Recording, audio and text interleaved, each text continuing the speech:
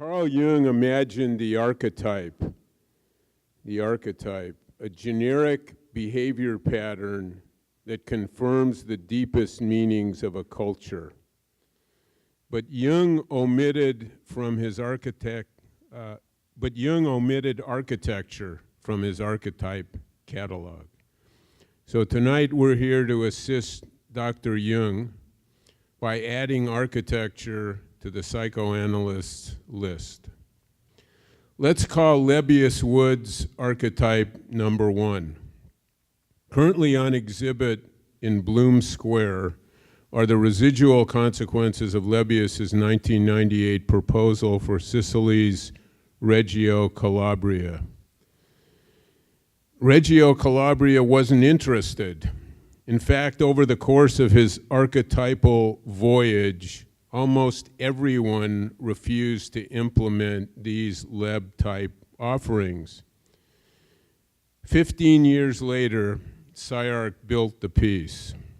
Why? The SCI-Arc construction confirms our confidence in the durability of archetype number 1. Or does it confirm its demise? What are the constituent parts of archetype number 1? Here they are. The extreme is not extreme. Revolution is perpetual. Architecture is a solitary act. Architecture and commerce are non sequiturs. Architecture and the prevailing politics, sociology, and culture are antagonists. Architecture can make the world other than it is, but only if you listen to us. Archetype number 1. The construction of the Sicilian proposal raises an important question. Does archetypal pattern number 1 define a general attitude that belongs to all time, or a general attitude that belongs to a particular time, or a particular attitude that belongs to all time, or a particular attitude that belongs only to a particular time? I can't give you a generic answer. I can give you mine, but the way architects respond will determine the route for the next generation of architecture. Is permanent revolution permanent, or is it inevitably replaced? Does every revolution ultimately lose its conviction, its force, its self-confidence? Does the adversary ultimately become a supportive constituency? If Leb Woods is behavioral archetype number 1, is Michael Maltzan behavioral architect? Jesus Christ. Is Michael,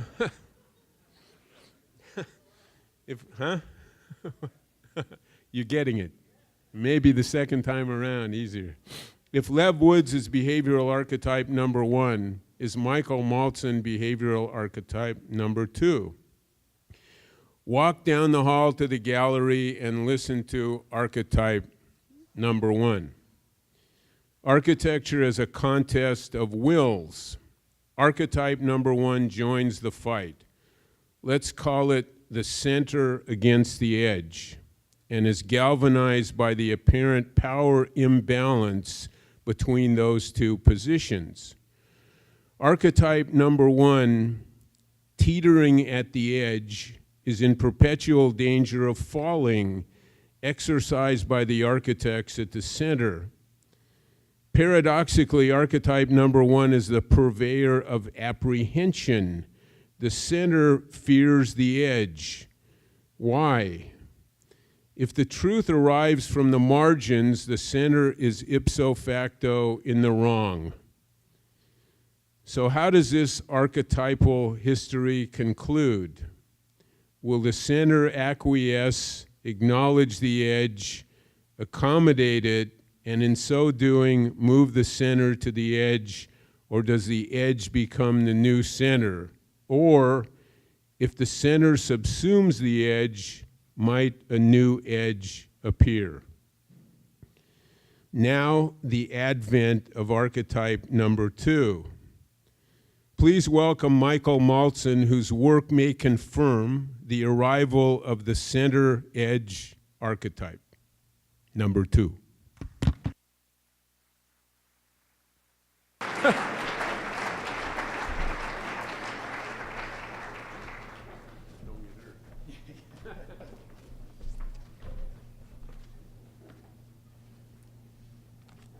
Thank you, Eric. I don't know if I'm going to be able to confirm that or not.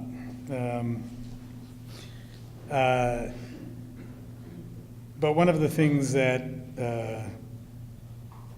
has always, it seems to me, been at stake in at least the introductions that I've heard that Eric has given is a sense that architecture and those individuals within it as a discipline as a whole have the potential to continue to question themselves and to move the discipline hopefully forward.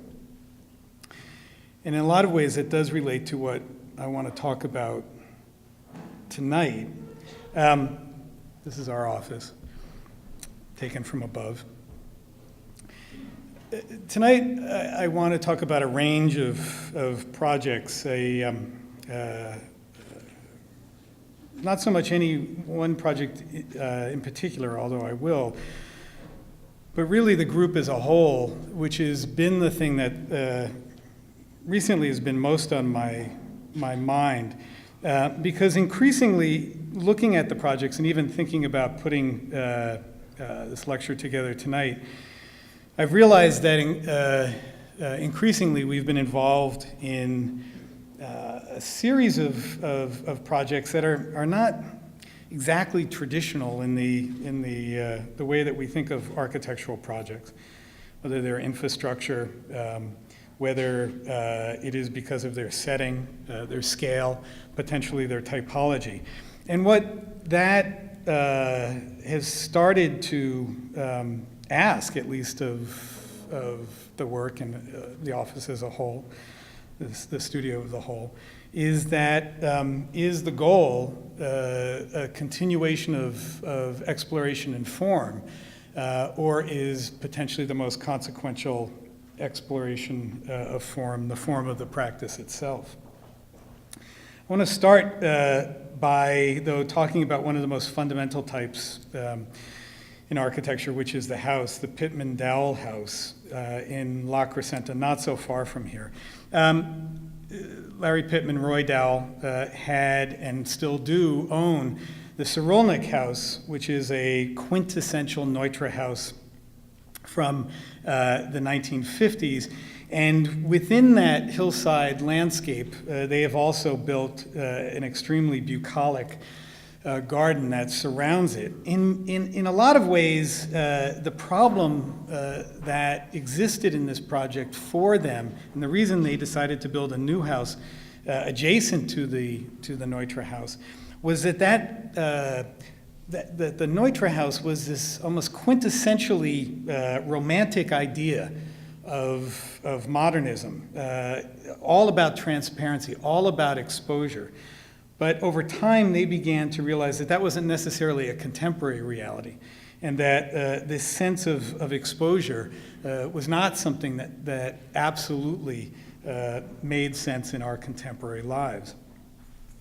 The Neutra house is here. The garden wraps around it and is mostly in the canyon. The new house is here and is meant to be used as one of all three of those different forms or landscapes, but that the new house would be the place that they would live the most. It's built on the threshold of the San Fernando Valley, the kind of extraordinary sprawl, the quintessential Los Angeles sprawl, as well as on the threshold of the mountains. And it was that setting that first gave them the sense that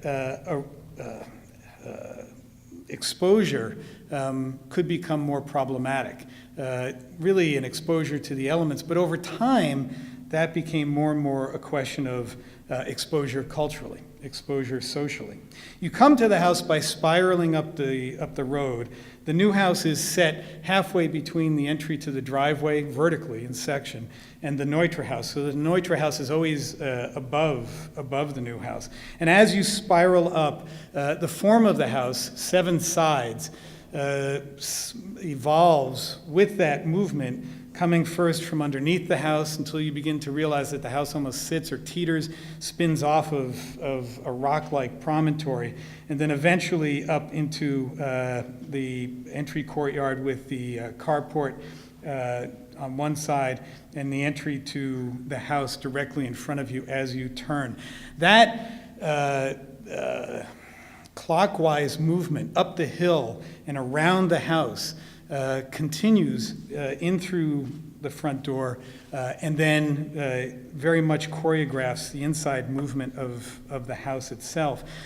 But what you see as you come up to the house is a real inversion, an alter ego to the Neutra house, a great deal of opacity on the exterior in which the views to the outside are calibrated through very particular openings, very specific porthole-like views to some more iconic features on the site. As I was thinking about that concern of exposure and Neutra, I began to think that potentially the house was very much intended to be even a formal alter ego to the Neutra house.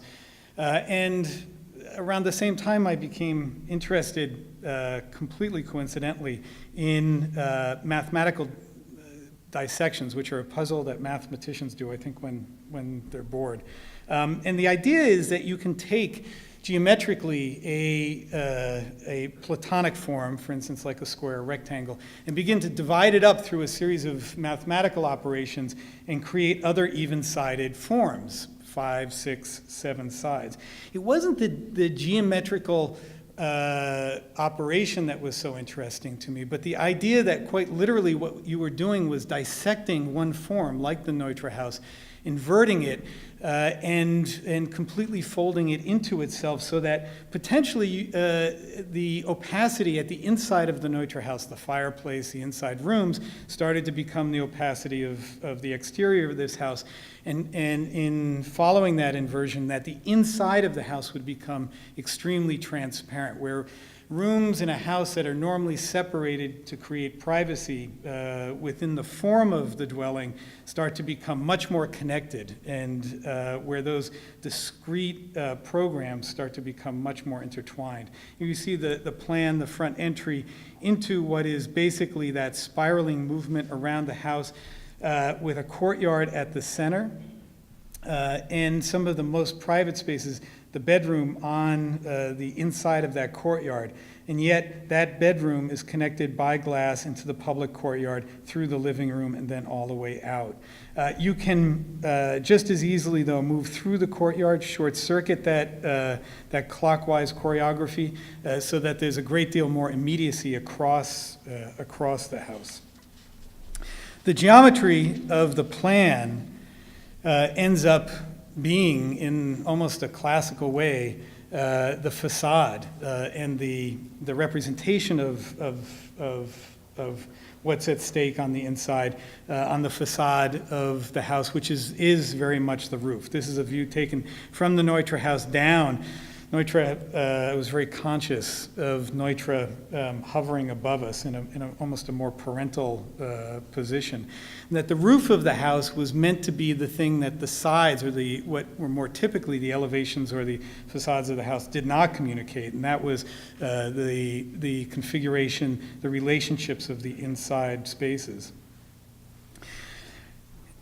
This idea of transparency and that potentially being more of a modernist idea did bring up a question of what is a contemporary spatial idea. By no means do I think this was the only reading of that question. But what I have become more and more interested in is what I think is one of the most important spatial issues confronting architecture today, and that's a question of simultaneity. The idea that we are in many ways, at least in our minds, temporally, in multiple spaces at one time, connected in our social and private lives, are becoming a kind of ongoing public negotiation. And on the inside of the house, that idea of simultaneity, of these discrete spaces, very literally living at the same time next to each other, had a great effect on the sense of how space was made. You can see here the courtyard on the right, library on the left, or at these moments in the house that are almost like perspectival pivots, where from one moment you're in the library, the bedroom with the courtyard and the living room beyond, or the master bathroom, which is in many ways one of the most public spaces in the house. There are, as I mentioned at the beginning, a series of very calibrated, very careful views, so that while there's a constant sense of motion on the inside of the house, there are these very specific instances, episodes throughout the house where you get a clear picture, a clear reading of your position in relationship to, for instance, things like this very iconic stone pine up on the hill that sits next to the Neutra House.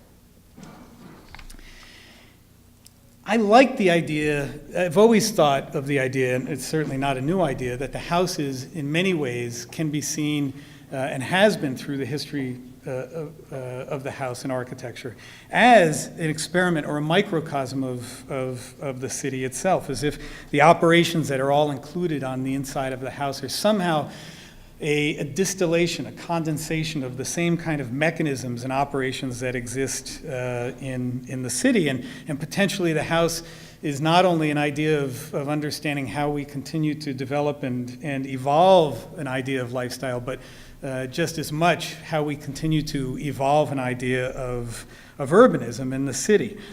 We've, over the past years, taken that as a starting point and begun to, or continue to explore what that means moving beyond the individual house and maybe what that means in multifamily or community housing.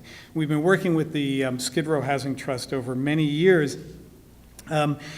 If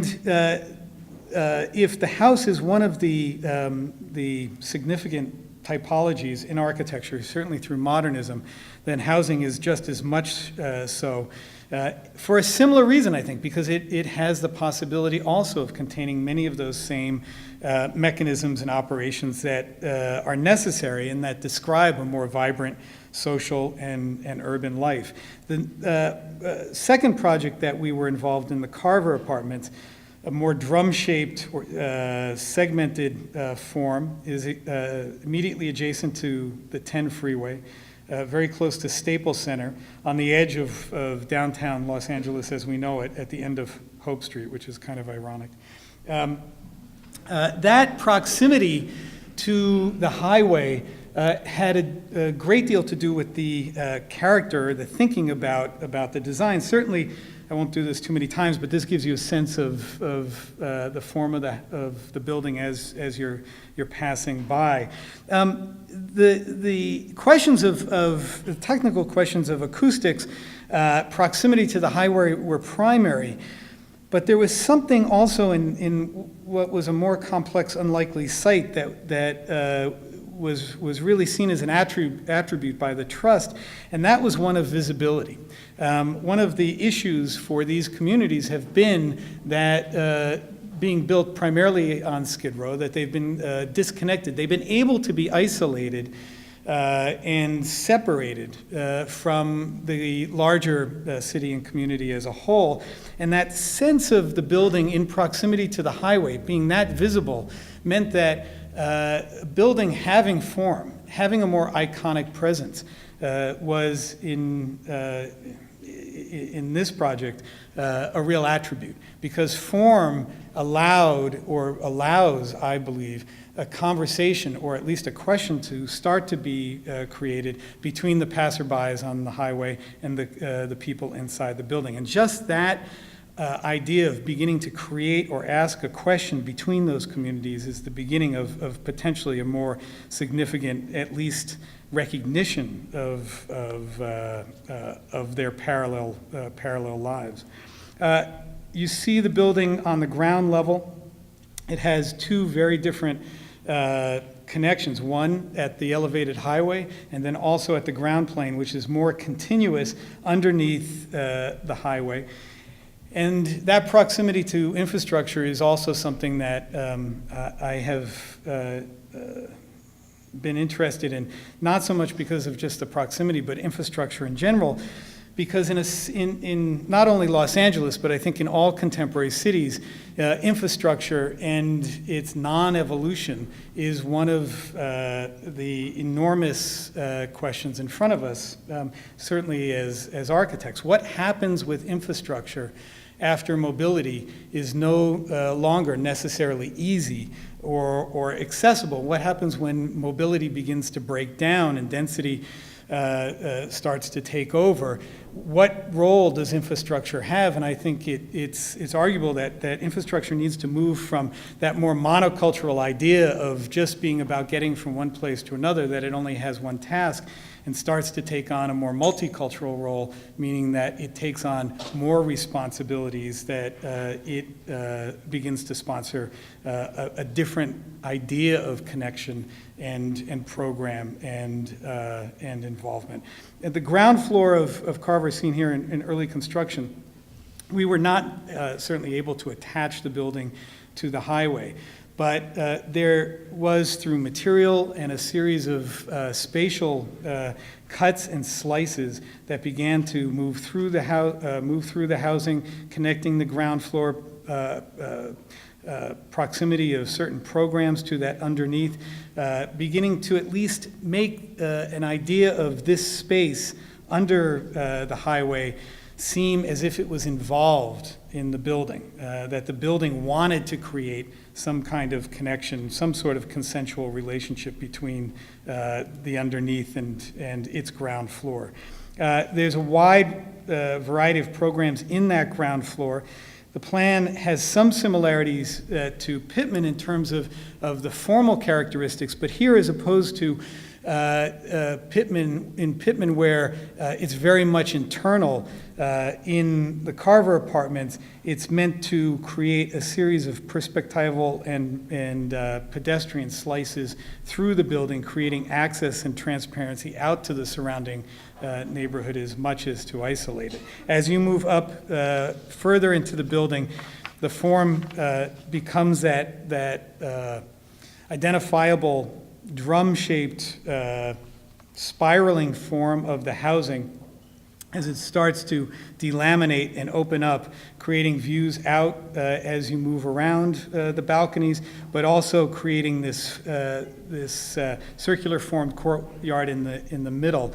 That segmented form did a number of things. From an acoustical standpoint, it started to create the smallest surface area in proximity to the highway possible, which had real benefits from an acoustic standpoint. But even on the inside, these small, very small gestures of the ratcheting or the segmenting of the form started to create some sense of threshold and individuality to the units themselves.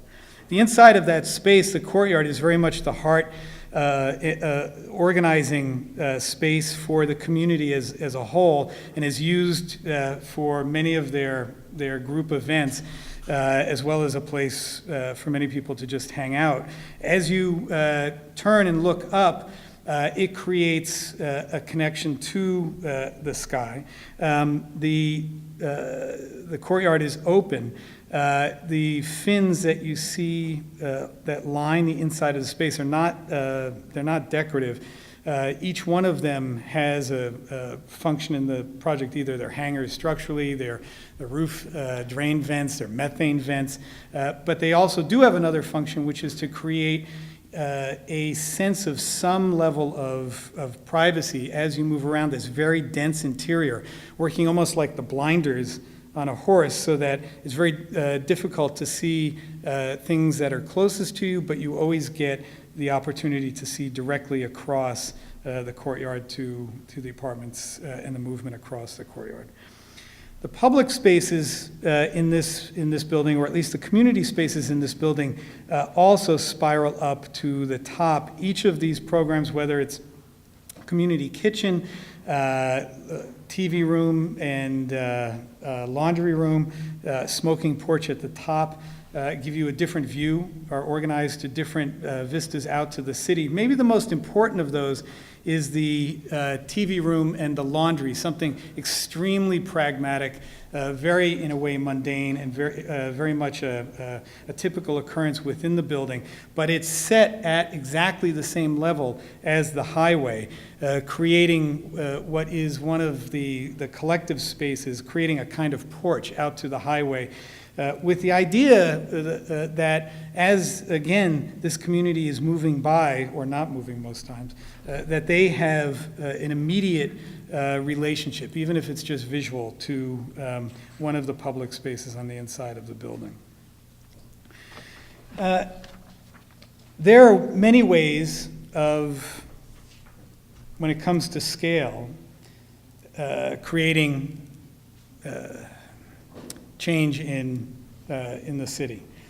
And over time, I think we've become, as a culture, more and more invested in the idea that the really large, gravitationally scaled projects, the instantaneous developments in the city, because of their scale, have the possibility of maybe the only possibility of being the things that will affect or change cities, especially at the scale of Los Angeles. But because of these projects, Rainbow Apartments, Carver, Star, Inner City Arts, which is something we've been involved in, One Santa Fe, there's also the possibility, I think, of beginning to think of, in a more temporal way, the development of the city in a web of relationships, a web of scale in a different way. And that these projects, while small, iteratively over time, begin to build up into not one building, but an overall program, an overall project in and of itself. And that scale, iteratively, that scale of change over time, might have the possibility of having just as significant an effect as one of these large projects, and also be able to continue to evolve in the way that the city is evolving in relationship to some of those major developments in the city, for instance, density. We are just finishing a third project for the Trust, the Star Apartments, which is back on Skid Row on the corner of 6th and Maple, which is a more low-scaled, horizontal, open part of the city. Many parking lots. Most of the buildings are 1, maybe 2 stories, very close to the garment district. In this project, the Trust was looking to do something that they had not done before, which was to create more of a mixed-use project. And that added level of complexity had a great deal to do with the thinking about this building as a very different form from the other ones that we had made. But there were some other significant questions as well. One was density, which I'll talk about, and another was the reuse of buildings in the city. This is our building. We're remaking it. We've actually already remade it. But it's an existing one-story retail building with parking on top. The Trust had wanted to do more of a mixed-use ground floor retail space.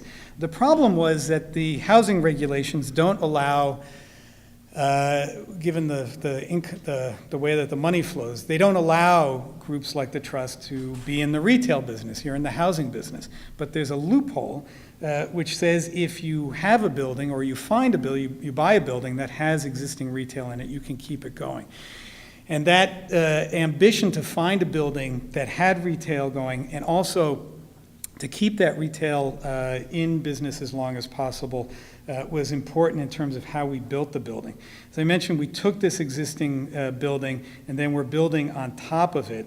This is an image of the new building where we are quite literally needling down surgically through the deck of that existing building, trying to miss as much as possible any of the retail spaces, leaving them open and usable as true retail spaces, creating a very transparent lower street level.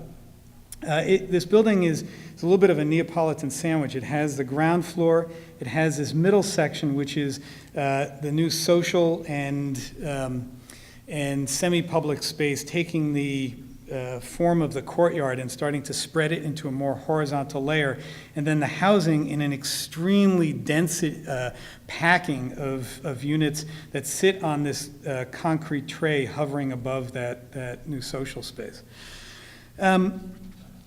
To do this project, especially from a timing standpoint, we had to think about how to build it in a very different way. Even though this is a more open, pockmarked part of the city, there was not as much staging space either for the construction as was necessary. We began to think that potentially prefabricating the units to do a prefabricated building was a real possibility. The city, up until this point, with one exception, had not allowed multifamily prefabrication to take place. And in this project, much of the work beyond the architecture was in the early negotiations with the city to try to make this project enough of a pilot project and acceptable where prefabrication could be done, permitted, and to hopefully begin to open the door for that type of construction process down the line for others. This is just a sense of the stacking of the project. The prefabricated units, there are 98 units in total. The prefabricated units were all made in Idaho. This is the Gurdon's factory in Idaho. Here's some of them on the highway on the way to Los Angeles, and then beginning to be lifted into place. The extraordinary thing was how quickly these units, once they were on site, got stacked. All of the units, all 98 units, were stacked in place in a little under 3 weeks. And that just kept accelerating as they were moving forward. As I mentioned, density is one of the things that is at stake, I think, in this project. It's one of the challenges that more and more contemporary cities, certainly Los Angeles, is going to be dealing with. And density is not just a pragmatic question of how do we deal with higher levels of density when we're building in the city, but actually I think it's a question of identity. Cities like Los Angeles, contemporary cities like Los Angeles, have had the fortune of being able to continuously just move the perimeter further and further out as the city has expanded and reinvented itself. But as that perimeter, I think it has been reached as much psychologically as physically, starts to put more and more pressure on the interior parts of the city, I think we're going to be confronted more and more with the realities of building in a new way. And as opposed to importing models, more traditional models of density from more traditional cities, one of the responsibilities I think we have is to begin to imagine what new forms for that density might be able to be created. Here you see the building. We're further along than this at this point. The skin is really on. We're starting to finish some of the interiors, but you get a very clear sense of the building floating above this datum level, and the way that stepping starts to create some very tall open spaces in that deck. The apartments above, that middle space, some of the retail down below. That middle deck is an expanded idea of the courtyard social space in the previous projects. and is a collection of different activities, really a kind of bento box of different programmatic activities that include community kitchen, art classroom, computer classrooms, the medical offices, half-court basketball, the planting area, the outdoor garden, laundry room, billiards room, and jogging track that wraps all around that space. You can see that all taking place on that level, and each of these is one of those stacked units.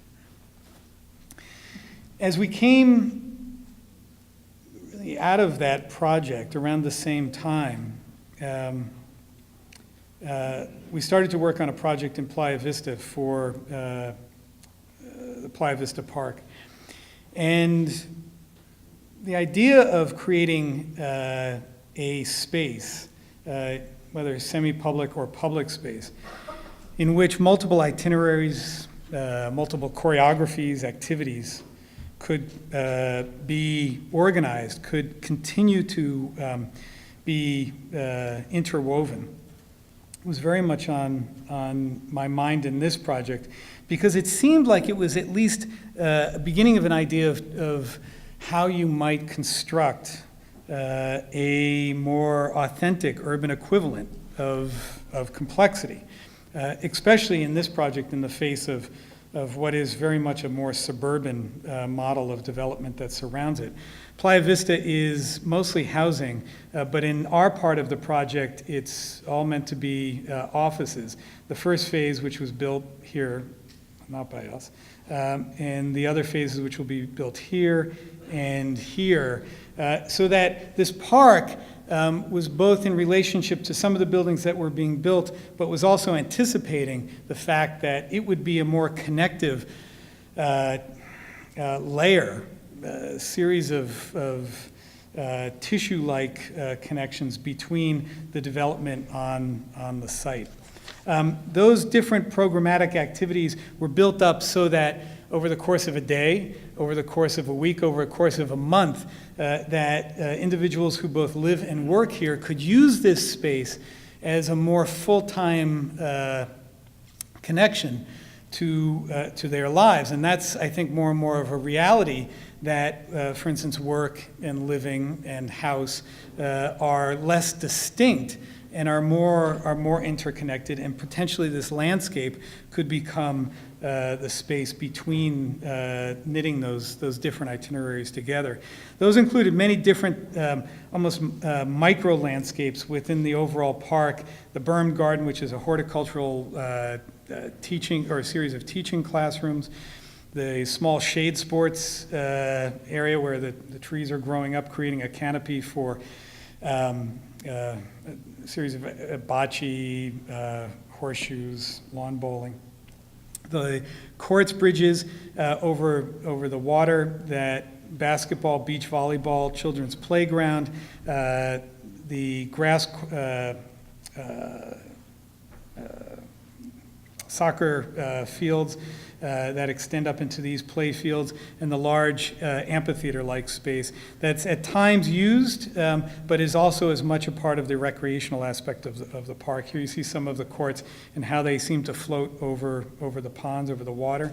The band shell is really the iconic heart of the entire park. Is much a gathering place and a destination as anything else. The form of the band shell seems to just be supported, well, it doesn't just seem to be supported, it is supported on two small stanchions at the back and tipped up and seemingly torquing or rotating around. The inside, a kind of three-dimensional space frame that is turning, was all built and prefabricated off-site and then skinned in this fabric exterior that, once it shrunk wrap around the form, started to create a much more sculptural, at least animate form, equivalent to the inside skeletal form of the band shell. And at night, it has the ability to be more like a lantern, again, as a central gathering place in the park. the idea of landscape as a civic heart and potentially even an iconic heart to communities is an interesting one. It's something that architecture doesn't necessarily often take on. And we won a competition a few years ago, for a project that's a little bit complicated and difficult to talk about now, because we won the competition, designed the project, and then there was a vote, and the project lost and stopped. So I know how Mitt Romney feels, or someone like that. Which is a whole other story of both sympathy under duress, but also a whole other story of the way in which architecture's public position is more and more, and public relationship to a larger political conversation is becoming increasingly more and more complex, I think, and is more the context in which we work, and that's a whole other story. But this project, St. Petersburg, the pier, was a project to recreate or to remake an existing pier that exists, that has been both the gathering place in St. Petersburg out over the water in this exact location, but also a very typical pier, one in which you come out, much like the Santa Monica Pier, out to the end, see the view, and turn around and come back. It's a kind of lollipop itinerary. What we were looking to do was to create a different form for that experience, one that was not just about one direction, but a more continuous loop of experience, one that could be woven into the city as a whole, but also that made the water the center and maybe the iconic heart of this project, that the water became a space, not something that you just looked at or observed, but actually became the space and the center of the project. That looping gesture, which is a walkway out around that center, started to create or connect to a series of other forms that we were proposing urbanistically, and all the way up and out to an important park, Mirror Lake, which is an existing park in the city, so that this spine culminating in the pier would have the potential to be a more connected civic armature. These are just some of the diagram of those different itineraries that can take place, and a number of the different programmatic elements, retail space, which was really just an infrastructure for pop-up retail and cafe spaces, large amphitheater that looked out over the water, the spa flotilla, which in a very choppy ocean allowed there to be places that you could go out by paddle boat and use as swimming holes in the bay, and then the estuary itself, the teaching estuary itself in the middle of the project. As I mentioned, you come out and around, it wasn't just all at the same level, but that there was more of a movement up, creating multiple levels to that view, and a point in that crossing where different groups would literally pass by each other. The center space that was formed by the pathway, but also a very large canopy, dish-like canopy that created the more visible and iconic form from far away, but started to create more of a bowl or plaza-like space around the water in this small harbor that was created. There were the possibilities of walking, jogging, rollerblading, bicycles up on top of that canopy, as well as elevators and pathways to get to a series of balconies up high. This is the typical fireworks shot that you always seem to have to make in a competition. But it does give, hopefully, at least an idea that that space could be programmed not only as an activity space, but that things like the large dish, the large canopy, could be projected on to become more of a civic screen that could change at night. The inside of the oval had a harbor for, again, paddle boats and small power boats that allowed this to be a place that people could transit to and dock, as well as these low estuary walkways that you could get out over the old pilings of the pier to what Tom Leader, who was working with us from a landscape standpoint, had begun to design as an underwater garden, one that was meant to create great life and diversity immediately under the water, and to make that center more of a teaching opportunity. You can see some of those areas where you could get up on to literally occupy the canopy. And then from the other side, as the canopy arced up, that became a large balcony or porch out to the water that had a cafe, different shops underneath it, not so much as a programmed activity space, but even more importantly, just a place to be and to see the water. I have a sense that more and more our civic spaces are depending on the commercial aspects, commercial entities, to program them. And here, as much as possible, we were trying to make a space that relied on the more fundamental qualities and characteristics of the environment, of this particular environment, to make it a place to travel to and to see. And then just up on that canopy, this big concrete and metal shell where you could come through the elevators, walkways, stairs, through the structural layer of that shell, and then begin to pop out, in this case, on more individual scaled balconies, so that while on the harbor side, it was a collective space, on the water side, it was as much a space of the individual as the collective. We're working on a project in proximity to SCI-Arc. I feel like at this point I should just stop and ask everybody to go out and we'll have a tour of the building because it's very clearly very present at this point. One Santa Fe is a project that we've been working on since I think 2005. Much of the design was done during 2006-07, and the project was permitted and ready to go in 2008, the weekend before the economy died. And the project stopped, or at least it seemed to stop. But the developers, Bill McGregor especially, continued to work away at this project until enough had changed and the project became more of a possibility. All along, the goal in this project has been to begin to think about how the city was evolving and how development, housing especially, mixed-use projects, wouldn't necessarily just respond to the city as it is, but to potentially forecast or anticipate where the city was going and what the city might look like in the future.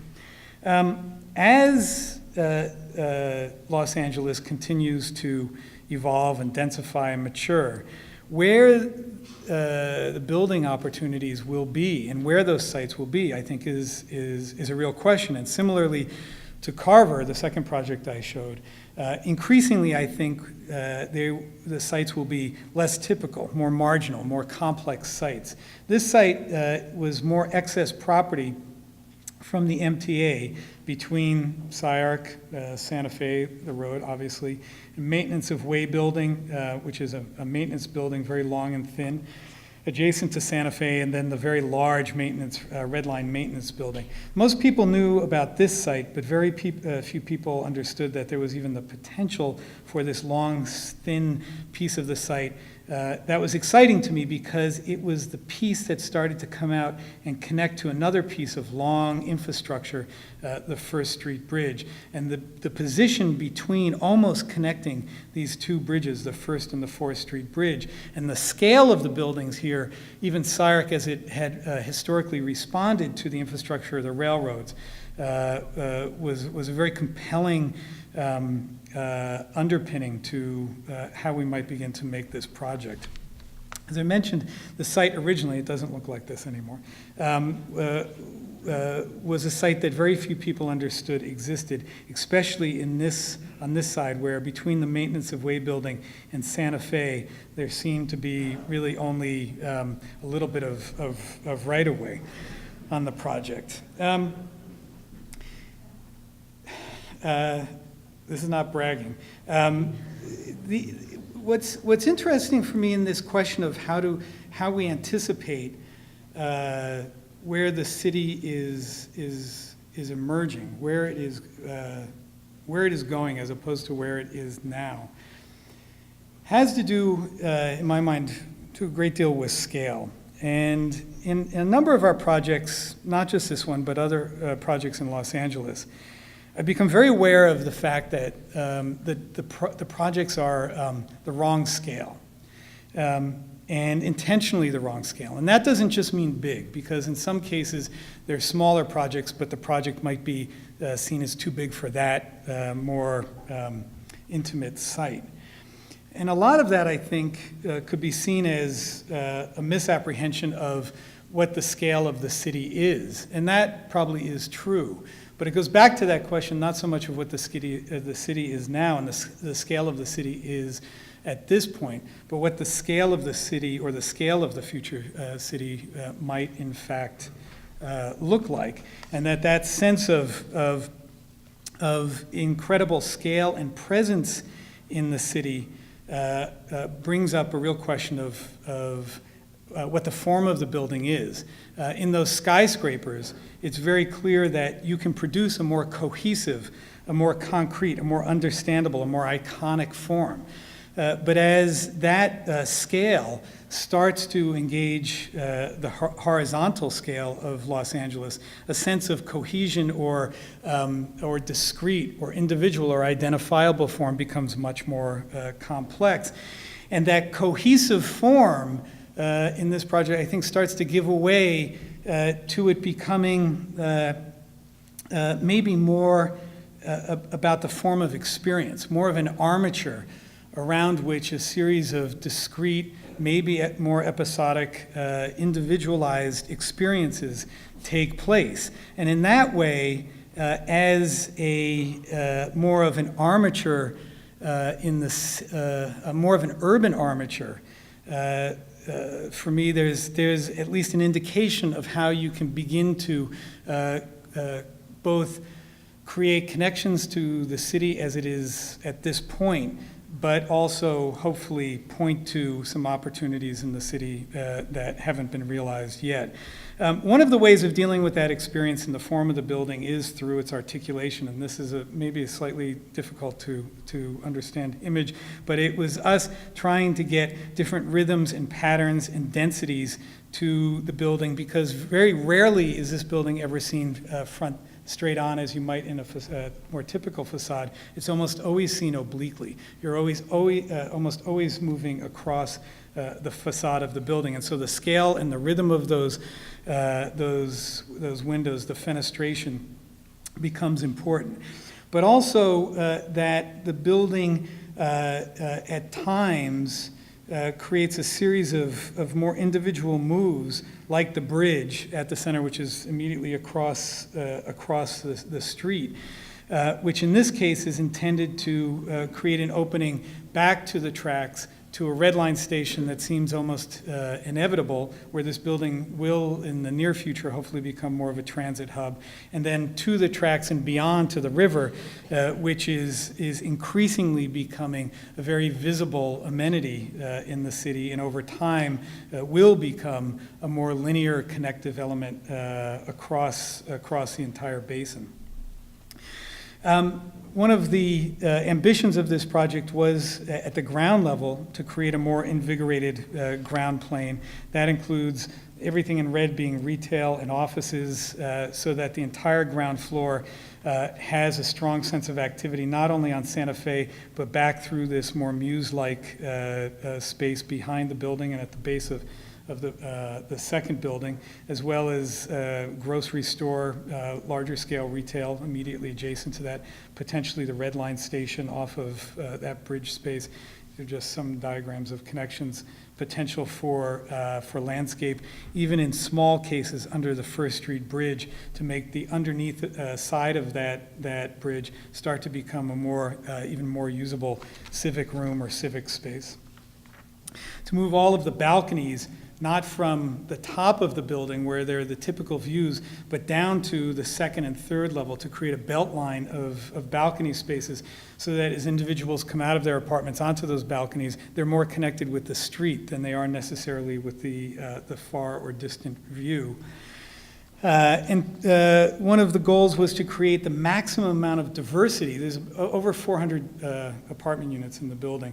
The maximum amount of diversity in the units themselves to create as many different connection points to different economies, different scales of ability to rent in this building. And it ranges from live-work units, small micro studios, about 365 square feet, more typical one bedrooms, two bedrooms in different configurations, and then finally, almost finally, the four-bedroom units, which is meant to be space for up to 8 individuals, as well as the double stack units, the two-floor units, which have a single individual courtyard or corridor down the middle that are in the balcony or in the bridge part of the form, so that in those units you have the ability to see both downtown and all the way over to Boyle Heights and the mountains.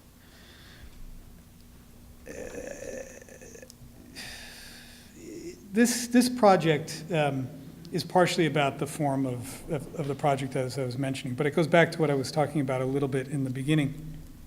I think architecture's creative potential is absolutely, its inventive capacity is often in the form that we make. It's certainly the way to represent the way that we rethink or reimagine certain spaces and buildings, typologies in the city. But that alone is generally not enough to realize these kinds of sites and projects, I believe. And there's another potential role for the architect, and that's one more of activity, or maybe activism, but it's definitely a level of engagement in the full complexity of the project, whether it is with the developer trying to imagine if there's even a site here with the neighborhood groups who are concerned about the project, the city council people, the MTA in this case, the Department of Transportation to work with them to rescale Santa Fe and to release some of those right-of-ways to provide for buildable space, that range of coordinations is a huge part of the coming work, and the ability for architects to understand that level of complexity, to depend on our training and the way that we think about complexity to move these kinds of projects forward is not to be underestimated, both in its responsibility and its real potential. And I'd say here that the second part of that is to find ways to continue to speak for the clarity and the important and the insistence of the real ideas and the aspirations in these projects against what is often a maelstrom of complexity that you're dealing with. The real possibility for the role of the architecture beyond form is to, as much as the building is a catalyst urbanistically, for the architect to have the potential to be a catalyst as well. And that takes me to the final project I want to talk about, which is something that's very early in design phases and schematic design, the Sixth Street Bridge, which is a project that we won in a invited competition We are collaborating with large engineering firm HNTB and Ted Zoli, the engineer in New York specifically, as well as Hargraves Associates, the landscape architects, and Martin as well, A.C. Martin, who's working on some of the broader urbanistic and especially connection issues that we're dealing with. The Sixth Street Bridge, and the project for this project is to replace the existing Sixth Street Bridge and Viaduct, which was built along with all of the whole suite of bridges that Merrill Butler, the city engineer, built in the earlier part of the 20th century across the Los Angeles River. And this is one of the longest ones and potentially one of the most iconic of all of those bridges. It's shown up in everything. Almost every car commercial seems to be filmed on this bridge. Everything, many films, TV commercials, photo shoots in the river as well, using the bridge as the background. But really, the iconic part of the bridge is just the span, for the most part, over the river. Those two arches, which frankly have very little to do with the bridge structurally, but have a very strong form. And the brief that the city gave us was to not only create connection, but to, in their words, replace this bridge with a form that was as iconic as the Sixth Street Bridge itself, which is a difficult thing to imagine trying to do from the very beginning. What we realized, though, was that one way of at least beginning to think about the form of this bridge and its position, at least its identifiable position in the city, was to not concentrate just on the span over the river itself, because from an engineering standpoint, as I mentioned, it's not a very complicated thing, but to amplify the bridge and the form of the bridge all the way across from Boyle Heights, across the 101, across the flats and the new park that's being created there, eventually across the river to the Arts Plaza and into the Arts District, and that the form, this continuing ribbon of arches began to at least talk about the entire bridge as a connective element, having an equivalency to just the crossing over the river. I had talked a little bit earlier about the role of infrastructure as having a greater responsibility to move beyond the singular responsibility of mobility between two places. And this bridge is the most complete exploration of that idea that I've been involved in our work. And much of the work beyond the bridge is to invest it as a true armature for other civic and urban activities to be able to take place and to give space for that.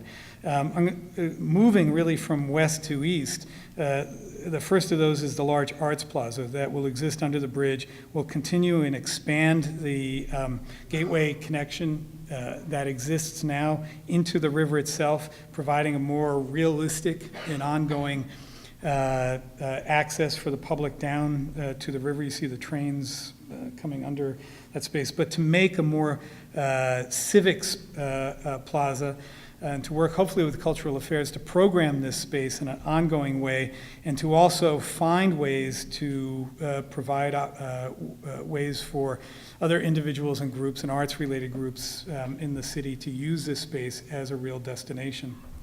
You see the Arts Plaza here, the gateway under the railroad tracks to the river. This is one of the most complicated projects in terms of different agencies. It includes certainly the neighborhoods, Boyle Heights, the Arts District, the Army Corps of Engineers with the river, DWP because of the power lines that cross the site, the MTA, Union Pacific, and Amtrak on this side, Caltrans with the 101 on the other side of the river. Hopefully, this point starts to allow us to rethink and remake at least a portion of the river that will begin to give a sense of how these riverbanks could be made and continue to move up from the north and the south. On the one side, it's a more stepped amphitheater-like landscape. The gateway, the tunnel comes out here to the river. On the other side, it's more planting fields. The road is here, but you're able to come down onto what is a suspended or sling-like, hammock-like bridge, pedestrian bridge and space over the river, with the idea that when the river floods and it creates that very intense, very terrifying moment in the city, that you're able to get there.